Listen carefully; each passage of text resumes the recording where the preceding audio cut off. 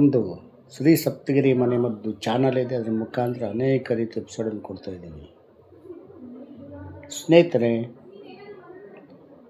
ಪ್ರಕೃತಿಯಲ್ಲಿ ಸಿಕ್ಕುವಂತಹ ವಸ್ತುಗಳಿಂದ ನಮ್ಮ ಕಾಯಿಲೆಗಳನ್ನು ದೂರ ಮಾಡಬಹುದು. ಅದನ್ನು ಬಿಟ್ಟು ನಾವೇನು ಮಾಡ್ತಾ ಇದ್ದೀವಿ,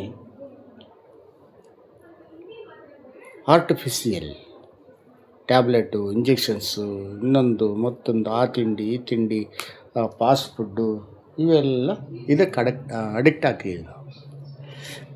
ಯಾವಾಗ ನಾವು ಇದಕ್ಕೆ ಅಡಿಕ್ಟ್ ಆಗ್ತೀವೋ ಆಗ ಅನೇಕ ರೀತಿಯ ಕಾಯಿಲೆಗಳು ನಮ್ಮನ್ನು ಆವರಿಸ್ತವೆ. ನೋಡಿ, ಇದು ಶೇಂಗಾ ಬೀಜ ಅಂತಾರೆ, ಗ್ರೌಂಡ್ನಟ್ ಅಂತಾರೆ, ಕಡಲೆಕಾಯಿ ಬೀಜ ಅಂತಾರೆ. ಆಯಾ ಪ್ರಾಂತ್ಯಗಳಲ್ಲಿ ಇದೆ, ಏನಂತ ಕರೀತಾರಂತೆ, ನೀವೇ ಇದು ಮಾಡಿಕೊಳ್ಳಿ. ಇದರಲ್ಲಿ ಇದು ಲೆಗ್ಯುಮಿಯಸ್ಗೆ, ದ್ವಿದಳ ಧಾನ್ಯಕ್ಕೆ ಸೇರಿದ್ದುದು. ಇದರಲ್ಲಿ ಪ್ರೋಟೀನ್ ಇದೆ, ವಿಟಮಿನ್ಸ್ ಇದೆ. ಇಂತಹದ್ದು ನಮಗೆ ನಿತ್ಯ ಬೇಕಾದಂತಹ ಬೀಜಗಳು. ಇದು ನಾನಾ ರೀತಿಯ ಉಪಯೋಗಗಳು ಬರ್ತದೆ. ಇದು ಉರಿಸಿಬಿಟ್ಟು ಲೈಟಾಗಿ ಬೆಲ್ಲ ಜೊತೆ ತಿಂದಾಗ ರಕ್ತ ಜಾಸ್ತಿ ಉತ್ಪತ್ತಿ ಆಗುತ್ತೆ. ಅದೇ ಈ ಒಟ್ಟನ್ನು ಬಿಡಿಸಿ ತಿನ್ನಬಾರದು. ಕಾರಣ, ಈ ಒಟ್ಟನ್ನು ಅಲಾಂಗ್ ವಿತ್ ಬೀಜದಲ್ಲಿ ಒಟ್ಟನ್ನು ಸೇವನೆ ಮಾಡಿದಾಗ ಕ್ಯಾನ್ಸರನ್ನು ಕ್ಯೂರ್ ಮಾಡೋ ಶಕ್ತಿ ಇದಕ್ಕಿದೆ.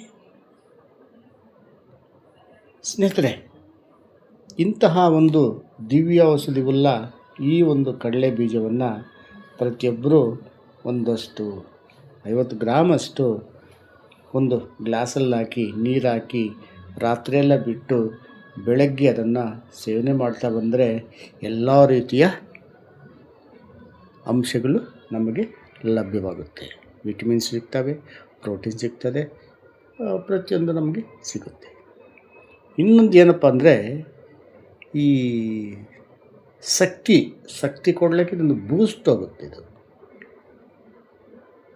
ಇನ್ನೊಂದೇನಪ್ಪ ಅಂದರೆ, ಕಣ್ಣುಗಳಿಗೆ ಭಾರಿ ಒಳ್ಳೆಯದು, ಹಾರ್ಟ್ಗೂ ಸಹ ಭಾರಿ ಒಳ್ಳೆಯದು.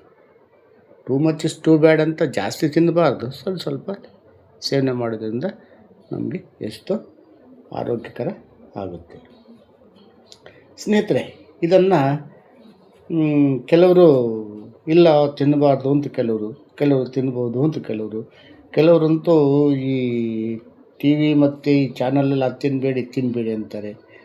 ಸೀಸನಲ್ ಎಲ್ಲ ತಿನ್ನಬೇಕು, ಅನ್ಸೀಸನಲ್ ತಿನ್ನಬಾರ್ದು. ನೋಡಿ, ಈಗ ಹಸಿ ಕಡಲೆಕಾಯಿ ತಿನ್ನಬಾರ್ದು, ಇದು ಅನ್ಸೀಸನ್. ಇದು ನಾವು ನಮ್ಮ ಮನೇಲಿ ಒಣಗಿಸ್ತಕ್ಕಂತಹ ಈ ಬೀಜವನ್ನು ನೆನೆಸ್ಕೊಂಡು ತಿನ್ನಿರಿ, ಭಾರಿ ಒಳ್ಳೆಯದು. ಅದೇ ಹಸಿ ಕಡಲೆಕಾಯಿ ತಿನ್ನಬಾರ್ದು, ಅನ್ಸೀಸನ್. ಭೂಮಿಯಲ್ಲಿ ನೋಡಿ, ಜೂನ್ ಜುಲೈಯಲ್ಲಿ ಬಿತ್ತಿದಾಗ ಅದು ಒಳ್ಳೆ ಜರ್ಮಿನೇಷನ್ ಆಗಿ ಈ ಭೂಮಿಯಲ್ಲಿ ಅಡಕವಾಗಿರ್ತಕ್ಕಂತಹ ಎಲ್ಲ ರೀತಿಯ ಅಂಶಗಳು ಅದು ಹೀರಿಕೊಂಡು ಆ ಗಿಡಕ್ಕೆ ಕೊಟ್ಟು ಅದು ನಿಜವಾದ ಸೀಸನ್, ಆ ಸೀಸನಲ್ಲಿ ಬರುವಂತಹ ಕಡಲೆಕಾಯಿ ಸೇವನೆ ಮಾಡಿದ್ರೆ ನಮಗೆ ಯಾವ ರೀತಿಯ ತೊಂದರೆ ಇರಲ್ಲ. ಯಾವಾಗ ಅನ್ಸೀಸನ್ ತಿಂತೀವೋ ಅದು ತೊಂದರೆಗೆ ಅದು ತೊಂದರೆ ಆಗುತ್ತದೆ. ಆದ್ದರಿಂದ ಅದನ್ನು ಸೇವನೆ ಮಾಡಬಾರದು. ಸ್ನೇಹಿತರೆ, ಇದನ್ನು ನೋಡಿ ಲೈಕ್ ಮಾಡಿ, ಶೇರ್ ಮಾಡಿ. ಇನ್ನೂ ಈ ಒಂದು ಬೀಜದ ಬಗ್ಗೆ ಅನೇಕ ಎಪಿಸೋಡನ್ನು ಕೊಡಬಹುದು. ನಮಸ್ಕಾರ ಸ್ನೇಹಿತರೆ, ಇದನ್ನು ನೋಡಿ ಲೈಕ್ ಮಾಡಿ, ಶೇರ್ ಮಾಡಿ, ಸಬ್ಸ್ಕ್ರೈಬ್ ಮಾಡಿ. ನಮಸ್ಕಾರ.